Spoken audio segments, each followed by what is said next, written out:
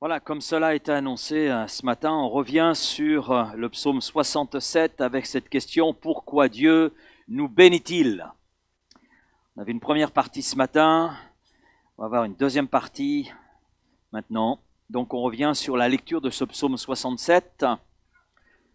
On ne connaît pas l'auteur, mais le grand auteur c'est Dieu. Au chef des chantres, avec instrument à cordes, psaume. Cantique. Que Dieu ait pitié de nous et qu'il nous bénisse, qu'il fasse luire sur nous sa face. Pause. Afin que l'on connaisse sur la terre ta voix et parmi toutes les nations ton salut. Les peuples te louent, ô Dieu, tous les peuples te louent. Les nations se réjouissent et sont dans l'allégresse, car tu juges les peuples avec droiture et tu conduis les nations sur la terre. Pause. Les peuples te louent, ô Dieu, tous les peuples te louent. La terre donne ses produits, Dieu, notre Dieu nous bénit. Dieu nous bénit, et toutes les extrémités de la terre le craignent. Donc nous revenons cet après-midi sur cette question posée ce matin. Pourquoi Dieu nous a-t-il choisis? Pourquoi Dieu a-t-il choisi de nous bénir comme il l'a fait et comme il continue de le faire? La première réponse, c'est parce que Dieu nous aime et qu'il veut le meilleur pour ceux qui lui appartiennent. Ça, c'est une évidence lorsque nous regardons à la nature même de Dieu. Dieu est amour, c'est sa nature et c'est ce qu'il fait dans sa relation avec nous. Il manifeste qui il est. En Jésus-Christ, il manifeste qui il est. Dans sa relation avec nous, il manifeste qui il est. Et on l'a lu, j'y reviens, c'est ce que Paul a très bien compris, Romains chapitre 5, verset 8. Mais Dieu prouve son amour envers nous, prouve qui il est et ce qu'il est par nature, en ce que lorsque nous étions encore des pécheurs, alors que nous ne méritions rien si ce n'est de mériter le salaire qui découle du péché, eh bien Christ est mort pour nous. Alors, comme je l'ai dit ce matin, il semble que ce psaume 67 a été composé pour célébrer la moisson, remercier Dieu pour l'abondance de la moisson. Et c'est ce que le verset 6 suggère, la terre donne ses produits, Dieu, notre Dieu, eh bien, nous bénit. Et nous avons vu ce matin que la source de nos bénédictions, c'est Dieu lui-même. Quel que soit le nom que nous pouvons donner à la bénédiction, c'est Dieu qui en est l'auteur. Et d'ailleurs, le psaume 67 montre très bien que Dieu est l'auteur donc de toute bénédiction. L'auteur, la source. Que Dieu ait pitié de nous et qu'il nous bénisse, qu'il fasse luire sur nous sa face. Et nous avons vu également que Dieu est le sujet de tous les verbes qui sont utilisés dans ce psaume. Dieu nous fasse grâce, Dieu nous bénisse, Dieu fasse briller sa face sur nous, etc., etc. Et Paul, comme le psalmiste, comme l'auteur de ce psaume, montre effectivement que Dieu est la source de toute bénédiction spirituelle. Il commence par les bénédictions spirituelles. Dans Éphésiens chapitre 1er, verset 3, « Béni soit Dieu, le Père de notre Seigneur Jésus-Christ, qui nous a bénis de toutes sortes de bénédictions spirituelles dans le lieu céleste en Christ. » Et Paul énumère un certain nombre de ces bénédictions spirituelles. Il n'en reste pas là, il énumère. Il parle de la rédemption, le fait d'être racheté de cette vaine manière de vivre, d'être pardonné de nos péchés, d'être adopté par Dieu. Nous sommes enfants de Dieu et c'est là une grâce, enfants de Dieu. Touchez-moi et vous touchez à mon Père. Hein? Donc nous sommes sous la protection de Dieu. Et Paul parle aussi de la sanctification. Dieu est saint et il veut que nous soyons saints comme lui-même est saint. Il nous donne tous les éléments pour parvenir à cet objectif. Et toutes ces bénédictions, eh bien Paul ne s'y trompe pas. Il dit, mais toutes ces bénédictions se trouvent dans cette plus grande bénédiction qui soit pour l'humanité, à savoir Jésus-Christ. Nous sommes bénis de toutes sortes de bénédictions spirituelles dans les lieux célestes en Christ. En Christ. En raison de la personne de Christ, en raison de son œuvre, en raison de tout ce qu'il a accompli. Les bénédictions de Dieu sont avant tout, c'est vrai, spirituelles. Pourquoi? Parce que le but de Dieu est de répondre à nos besoins les plus profonds. Et c'est le but de ces bénédictions spirituelles que l'apôtre Paul énumère, et j'ai donné rapidement un portrait un petit peu de ces bénédictions. Et ces bénédictions spirituelles, nous y avons accès par la foi en Jésus-Christ. J'allais dire, tout homme y a accès. Tout homme. Et on a ce verset que l'on connaît bien, que l'on aime citer, Jean 3,16, car Dieu a tant aimé le monde. Donc on est tous inclus, toute l'humanité est incluse. Incluse dans ce que Dieu a fait en Jésus-Christ. Et donc toute l'humanité a accès à ces bénédictions spirituelles, a accès à ces grâces répondant aux besoins les plus profonds de l'humanité. Et c'est en raison de la venue de Christ, de sa mort, de sa résurrection, qu'aujourd'hui, eh bien, nous sommes réconciliés avec Dieu, pardonnés de nos péchés et appelés enfants de Dieu et recevant une espérance, celle de la vie éternelle. Ça, c'est quelque chose d'extraordinaire. C'est l'un des gros problèmes. C'est d'ailleurs le problème numéro 1 actuellement dans les sondages concernant l'humanité, c'est la peur de l'avenir. La peur de l'avenir. Mais un avenir, nous en avons un, en Jésus-Christ et par Jésus-Christ. La vie de Dieu. Et c'est vrai que tout cela nous échappait à cause du péché, mais Dieu a rendu accessibles toutes ces bénédictions spirituelles répondant à nos besoins les plus profonds en offrant Jésus-Christ. Et par la foi, par cette confiance en Jésus-Christ, dans la personne et l'œuvre de Jésus-Christ, nous avons accès à ces bénédictions. Maintenant, cela ne veut pas dire que Dieu ne s'intéresse pas à nos besoins quotidiens. C'est vrai que Dieu, premièrement, s'intéresse à nos besoins les plus profonds. Mais Dieu s'intéresse aussi à nos besoins quotidiens. D'ailleurs, dans Matthieu chapitre 6 et verset 11, on connaît, c'est notre Père. Donne-nous aujourd'hui le pain qui est nécessaire, le pain qui est suffisant pour notre aujourd'hui.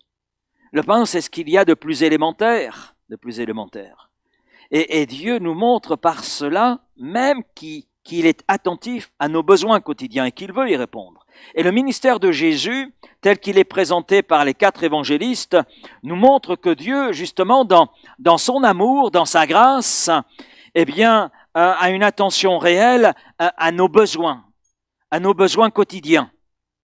C'est vrai, il répond premièrement à nos besoins spirituels, ce qui touche notre âme, ce qui touche notre esprit, et c'est vrai que c'est nécessaire en raison de la présence du péché et des dégâts du péché dans notre vie. Et nous avons accès à ces bénédictions spirituelles en Jésus-Christ. Mais dans les évangiles, nous voyons aussi des hommes, des femmes qui sont venus à Jésus et pour qui Jésus a accompli des choses extraordinaires répondant à leurs besoins quotidiens. Mais ça va même plus loin. Dans les évangiles, nous avons de nombreux témoignages de guérison physique. Et j'aime beaucoup ce texte de Matthieu, chapitre 4, verset 23. Jésus parcourait toute la Galilée, enseignant dans les synagogues, prêchant la bonne nouvelle du royaume et guérissant toute maladie, toute infirmité parmi le peuple. Et en Jésus-Christ, encore aujourd'hui, par la foi, parce que Jésus-Christ est le même hier, aujourd'hui, éternellement, selon Hébreux 13.8, eh bien, nous avons accès aussi à la guérison physique. Nous avons accès à cette bénédiction dont notre corps peut avoir besoin. Alors bien sûr, cela ne signifie pas que c'est automatique et systématique, mais Dieu demeure celui qui guérit. D'ailleurs, c'est sa nature. Je suis Adonai Rapha. Je suis l'Éternel qui te guérit, Exode 15, 26. Et il peut le faire encore aujourd'hui, parce que dans les meurtrissures de Christ, nous avons justement la guérison. Dans l'œuvre de Christ, nous avons accès par la foi aux bénédictions spirituelles qui viennent répondre aux besoins les plus profonds, mais cette même foi dans l'œuvre de Jésus-Christ nous conduit à goûter aussi à la guérison.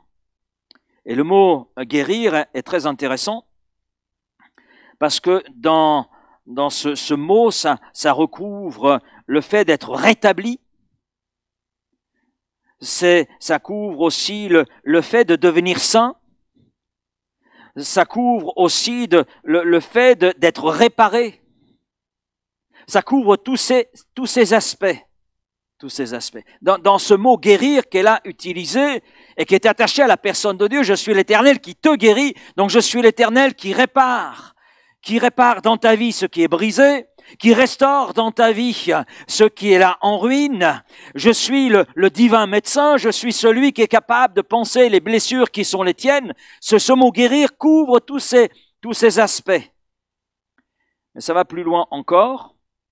Les évangiles donnent le témoignage d'hommes et de femmes qui étaient prisonniers du diable, de l'adversaire de nos âmes, l'adversaire de Dieu, et qui ne pouvaient pas s'en sortir. On peut penser à l'homme de Gadara.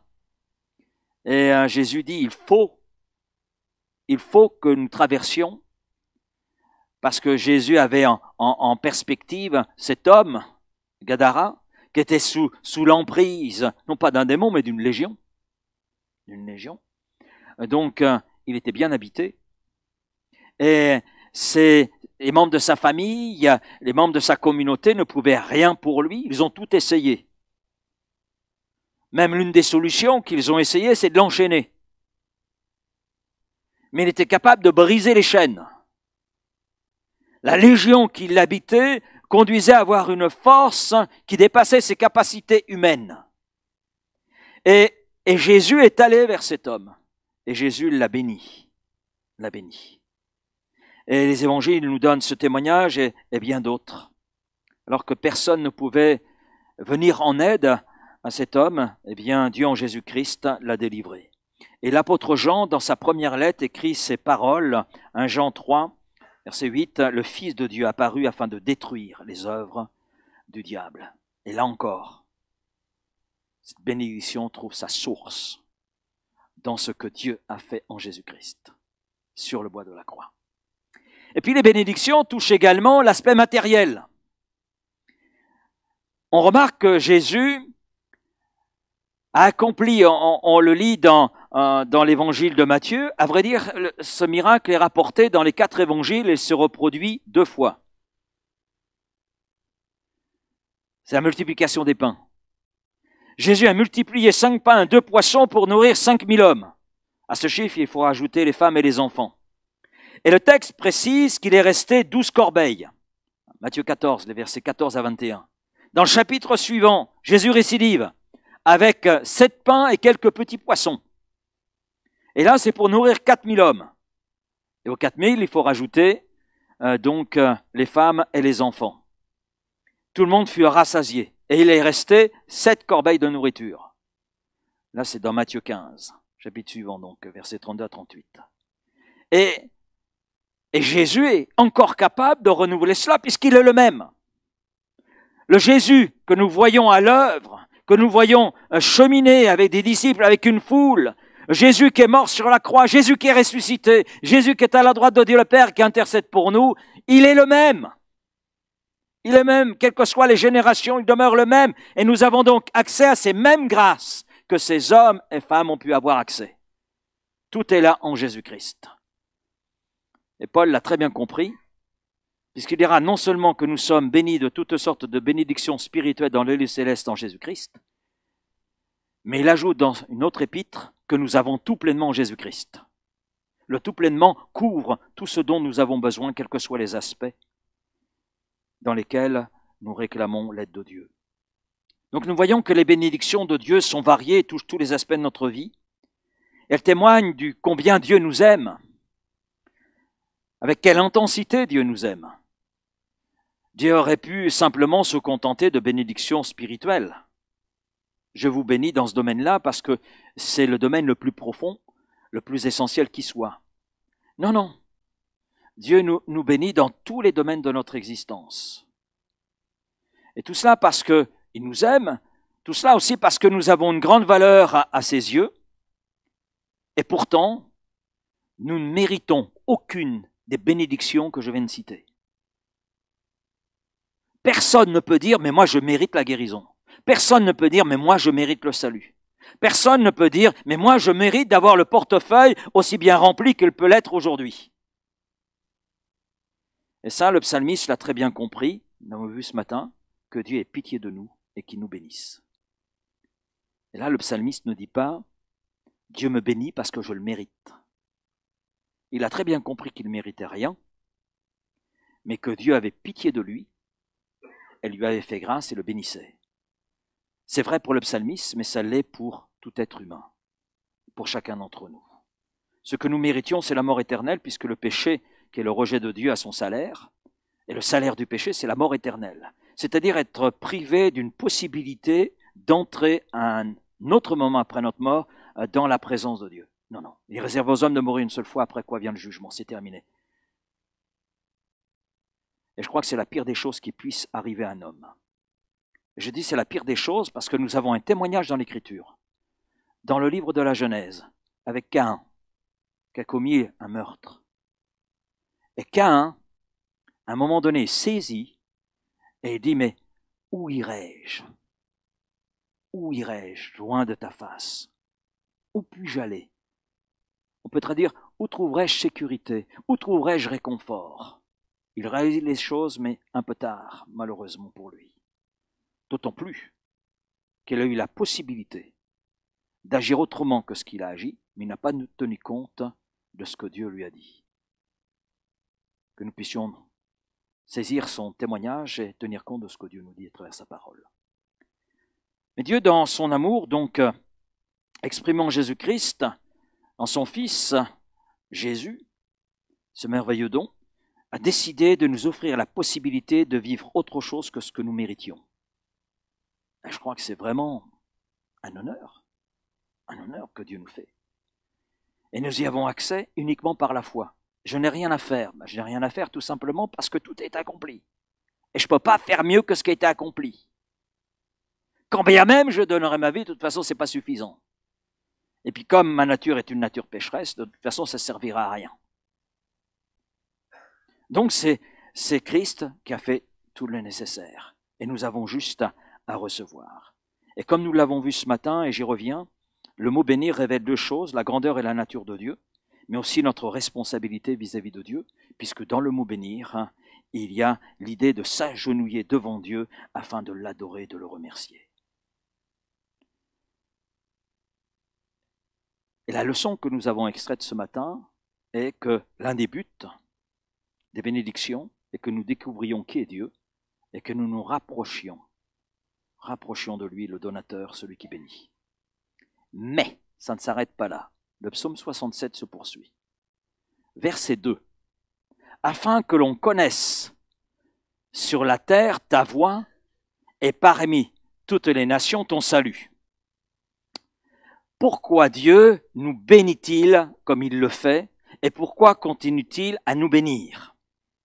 Eh bien, sous l'inspiration du Saint-Esprit, le psalmiste a compris un autre but. Un autre but. À pourquoi il était béni. Pourquoi le peuple auquel il appartenait était béni. Afin que ta voix soit connue sur la terre, ton salut parmi les peuples. Et le mot « afin » ici est très important. Il signifie qu'il s'agit d'une clause de but. Elle nous indique le but pour lequel Dieu a fait ce qu'il a fait. Et ce qui vient juste avant, c'est que Dieu ait pitié de nous et qu'il nous bénisse, qu'il fasse luire sur nous sa face. Afin. Donc la bénédiction est afin, dans le but que la voix de Dieu soit connue sur la terre et que son salut soit connu parmi toutes les nations. Et cette déclaration de but est très importante. J'allais dire qu'elle surpasse tous les autres buts. C'est si important dans ce psaume qu'on le voit au verset 2, qui quelque part ouvre le psaume, mais ça se conclut avec la même pensée. Le verset 2, là sous vos yeux, donc afin que ta voix soit connue sur la terre et ton salut parmi tous les peuples. Et regardez le verset 7. Le verset 7 dit essentiellement la même chose. Le verset 7 dit Dieu nous bénit et toutes les extrémités de la terre le craignent. Donc on voit que entre ce but, il y a tout ce qui compose ce psaume. Les bénédictions, la terre qui donne ses produits, etc. Et nous voyons l'insistance qui est faite là dans ce texte sur le but de la bénédiction. Dieu nous bénit pour que les gens sur toute la terre puissent le connaître et l'adorer. C'est le but des bénédictions. Pourquoi suis-je béni?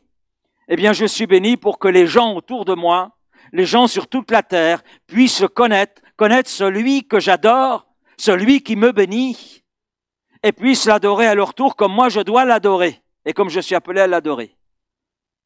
Donc Dieu te bénit, Dieu me bénit, Dieu nous bénit, dans un but précis, et ce but est que sa gloire et son salut soient connus de tous les peuples de la terre. Alors ce n'est pas une révélation nouvelle en fait. Je dirais que l'auteur de ce psaume donne un condensé de tout ce que l'Écriture nous révèle. Pourquoi Dieu a-t-il choisi Israël?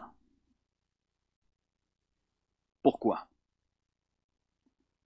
Ouais, c'est un peuple chouette. Il mérite que je sois son Dieu. Ah, il le mérite plus que les autres nations. Non, pas du tout. Et d'ailleurs, Dieu le dit, Deutéronome chapitre 7, versets 7 à 9. Ce n'est pas parce que vous dépassez tous les peuples en nombre que l'Éternel s'est attaché à vous et vous a choisi. Ne le pensez pas. Et c'est très intéressant que Dieu dise ça à son peuple. Parce qu'on s'aperçoit au temps de Jésus qu'il le pensait, cela. Pensait surpasser tous les autres peuples. D'ailleurs, ils le diront à Jean-Baptiste. Et Jean-Baptiste les reprendra d'ailleurs sur ce point. En effet, vous êtes le plus petit de tous les peuples. Mais c'est parce que l'Éternel vous aime, parce qu'il a voulu tenir le serment qu'il avait fait à vos ancêtres et qu'il vous a fait sortir par sa main puissante et vous a délivré de la maison d'esclavage, de la main du Pharaon, roi d'Égypte. Sache donc que c'est l'Éternel ton Dieu qui est Dieu. Ce Dieu fidèle garde son alliance et sa bonté jusqu'à la 1000e génération envers ceux qu'il aime et qui respectent ses commandements. Donc Dieu a choisi la nation d'Israël, le moindre des peuples, parce que Dieu choisit les choses faibles pour confondre les fortes. C'est la logique de Dieu.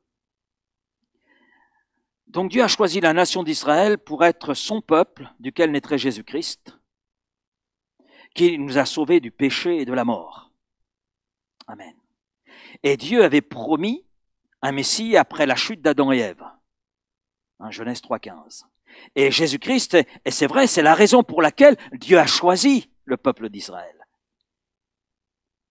Parce qu'il fallait que son fils naisse d'un peuple. Naisse d'un peuple. Et Dieu a choisi Israël comme son peuple élu. Il n'avait pas forcément besoin d'un peuple élu, mais il a choisi de procéder ainsi. C'était le choix de Dieu, ça appartient à sa souveraineté, parce que Jésus devait être issu d'une nation ou d'un peuple.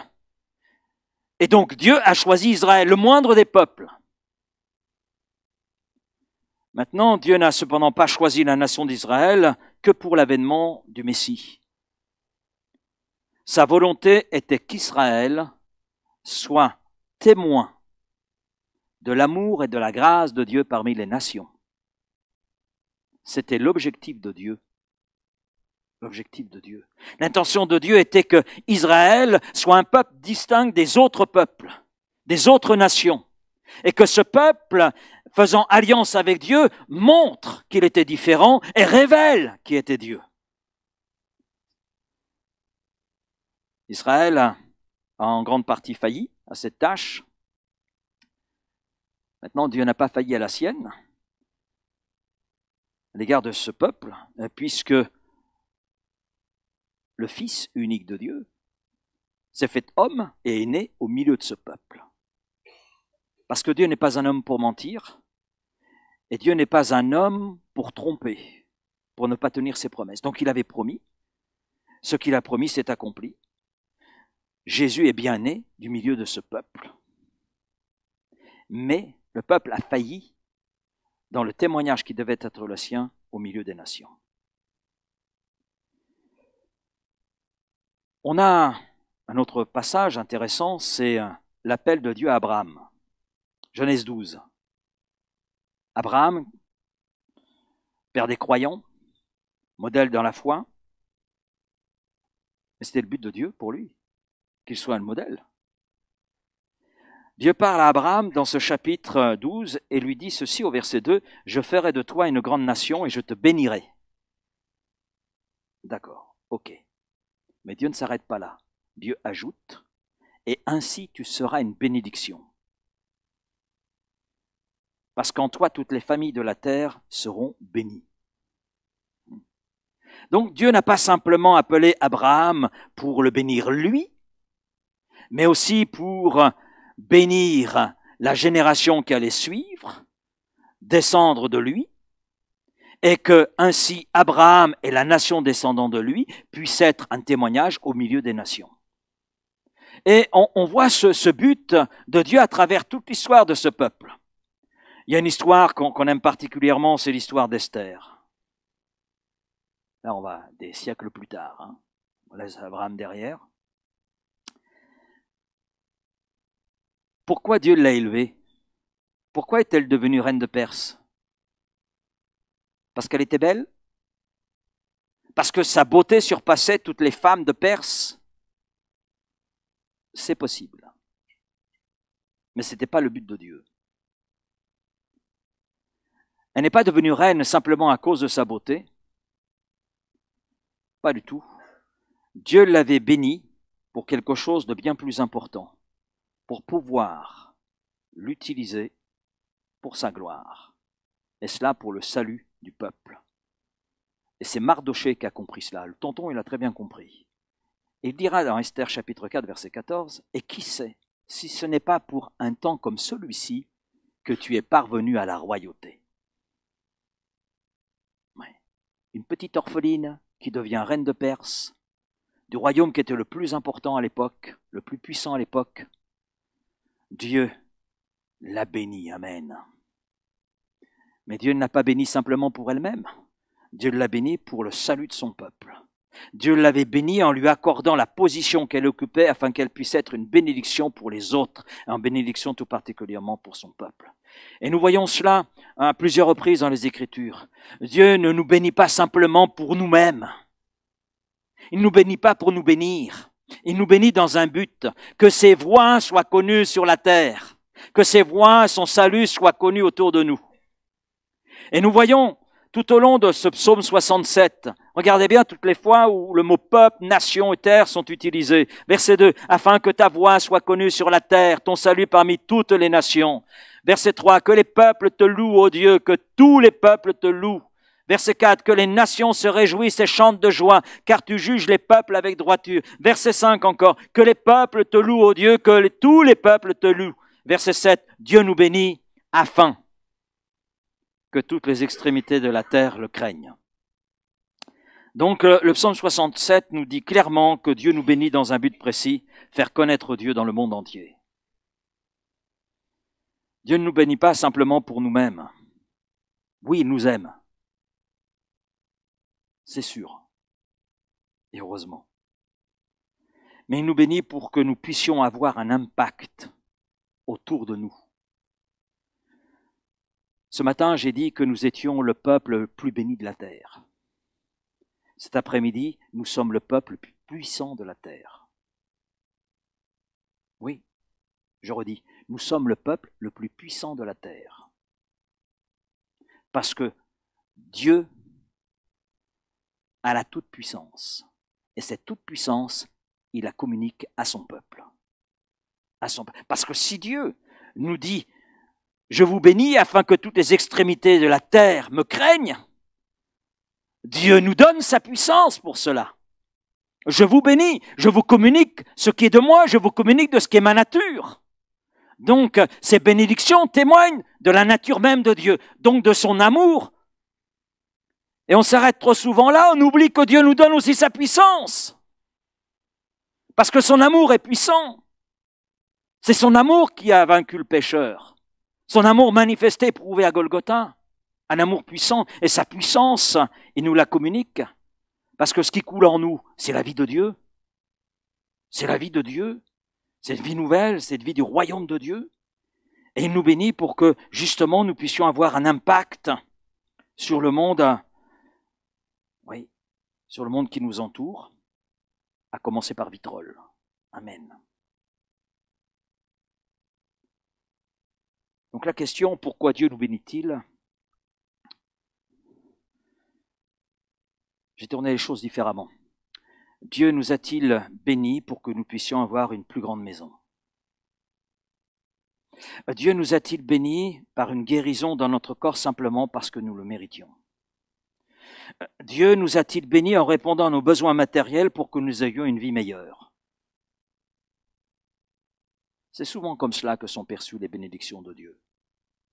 Dieu nous a-t-il bénis pour un objectif plus élevé? Oui.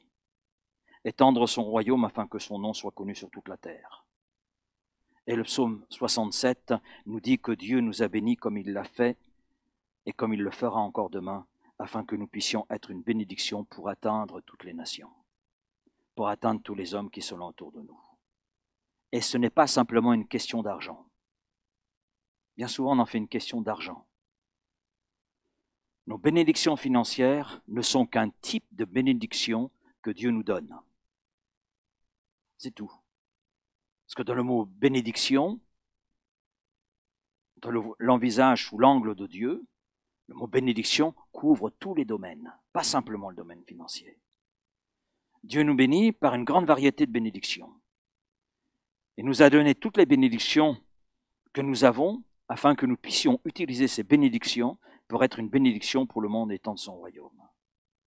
Alors par rapport à ce que Dieu nous donne, nous devrions nous poser la question, pourquoi Dieu m'a-t-il donné cela? Pourquoi Dieu m'a-t-il donné cette bénédiction? Que veut-il que je fasse pour étendre son royaume ici sur terre avec cette bénédiction-là? Alors je vais donner quelques exemples. Pourquoi Dieu vous a-t-il donné la bénédiction d'avoir une belle maison? Par exemple. Pour que vous puissiez en faire profiter votre famille et vos amis. Et ainsi passer avec votre famille et vos amis un bon temps. Non, c'est pas pour ça. C'est pour que nous puissions exercer l'hospitalité. Pratiquer l'hospitalité, car en l'exerçant, quelques-uns ont logé des anges. Hébreux 13:2. Pourquoi Dieu vous a-t-il donné la bénédiction d'avoir une super prime en plus du 13e mois? Afin que vous puissiez en profiter et envisager des vacances très agréables pour les mois d'été? Non. Non. C'est afin que je puisse répondre à un besoin particulier dans l'œuvre de Dieu. Pourquoi Dieu vous a-t-il donné la santé alors que vous êtes en retraite? Non? Vous n'avez pas réfléchi à ça? Il y a ceux qui vont y arriver. Et d'ailleurs, qui font tout le nécessaire pour arriver à la retraite en forme. Hein? Donc, ils font toutes les réparations avant pour arriver à la retraite en forme. Et pour pouvoir en profiter. Je ne vise personne. Comme on dit au cinéma, toute ressemblance. Non, mais c'est vrai. Pourquoi Dieu vous a-t-il donné la santé dans vos années de retraite? Pour que vous puissiez prendre du beau temps et profiter de vacances prolongées? Non. Non. C'est afin de partager l'évangile autour de vous dans le quartier et être disponible pour accompagner les activités de l'église locale. Alors là, je vais me parler. Oui, parce que avant de prêcher aux autres, on se prêche. Hein. Voilà. Pourquoi Dieu vous a donné d'avoir une belle bibliothèque de livres? Pour faire bien quand les gens vous rendent visite? Non. Non, non. Là, Laurent, tu te plantes. Dieu t'a béni dans ce sens pour que tu étudies, que tu sois un meilleur serviteur et que tu sois encore plus efficace. 1 Timothée 4,14, ne néglige pas le don qui est en toi et qui t'a été donné par prophétie avec imposition des mains de l'Assemblée des anciens. Occupe-toi de ces choses. Quelles sont ces choses? La lecture de la parole et l'étude de la parole. Donne-toi tout entier à elle, afin que tes progrès soient évidents pour tous. Et veille sur toi-même et sur ton enseignement. Persévère dans ces choses, car en agissant ainsi, tu te sauveras toi-même et tu sauveras ceux qui t'écoutent. Et j'allais dire ainsi de suite. Dieu nous a bénis de toutes les bénédictions que nous possédons dans un but précis, dit ce psaume 67, pour faire connaître sa gloire sur terre. Et je vais conclure. Je dirais qu'à chaque fois que nous recevons une bénédiction de Dieu, nous devons peut-être nous poser la bonne question. Comment, toi qui me bénis, veux-tu que j'utilise cette bénédiction pour faire avancer ta gloire sur terre? Je crois que c'est une bonne question à se poser. Par rapport aux bénédictions dont nous sommes les objets. Parce que Dieu ne bénit pas n'importe qui. Il bénit ses enfants. Il bénit ceux qui lui appartiennent. Nous puissions nous poser les bonnes questions. Nous qui sommes les gens les plus bénis de la terre. Nous qui sommes les gens les plus puissants de la terre. Mais nous avons aussi une œuvre à accomplir, une responsabilité. Et le peuple d'Israël, dans cette responsabilité, a failli. Et si l'exemple de cette faillite nous est donné, c'est afin que nous ne ressemblions pas à ce peuple, mais que nous puissions réaliser, oui, que nous sommes bénis, mais que la bénédiction de Dieu a pour nos vies un but. Un but, c'est que nous puissions glorifier Dieu et faire avancer son royaume sur cette terre. Et faire connaître son nom, faire connaître son salut, et conduire les hommes qui nous entourent, donc à craindre Dieu, à le glorifier, à l'aimer. Amen. Père, je te remercie pour ce psaume 67, pour la profondeur de ce psaume, et nous avons effleuré ce psaume. Et Seigneur, aide-nous à nous approprier tout cela, afin de le vivre, et d'être ce que tu veux que nous soyons, et de faire ce que tu veux que nous fassions. Oui Seigneur, merci pour tes bénédictions. Je te remercie pour tes bénédictions. Mais Seigneur, tu ne me bénis pas et tu ne bénis pas mes frères et sœurs pour ce que nous sommes, parce que nous sommes tes enfants. Tu nous bénis parce que tu veux qu'avec ces bénédictions, nous puissions les utiliser pour ta gloire. Alors Seigneur, que nous puissions faire tout nécessaire et être ce que tu veux que nous soyons, et être comme tu veux que nous soyons. Et que le jour où nous nous présenterons devant toi, nous puissions entendre ta voix. Entre, bon et fidèle serviteur. Je te bénis parce que tu as utilisé ces bénédictions pour ma gloire. Oh Seigneur, combien il est bon d'être béni, mais combien il est bon aussi de réaliser que nous sommes bénis pour bénir. Nous sommes bénis pour faire couler ta bénédiction sur ce monde qui te rejette, sur ceux qui nous entourent et qui ont besoin de ta grâce. Oui Seigneur. Alors merci et sois remercié. Oui Seigneur, et sois remercié de tout mon cœur. Et avec mes frères et sœurs, nous te bénissons cet après-midi. Oui, et nous voulons te bénir, oui. Te bénir toi qui nous bénis. Te bénir en te disant combien nous t'aimons, combien nous te sommes reconnaissants, combien nous te sommes redevables. Parce que nous sommes ce que nous sommes, parce que ta grâce est agissante dans nos vies. Et nous sommes ce que nous sommes, parce que c'est la marque de ta bénédiction. Alors Seigneur, merci. Amen. Amen.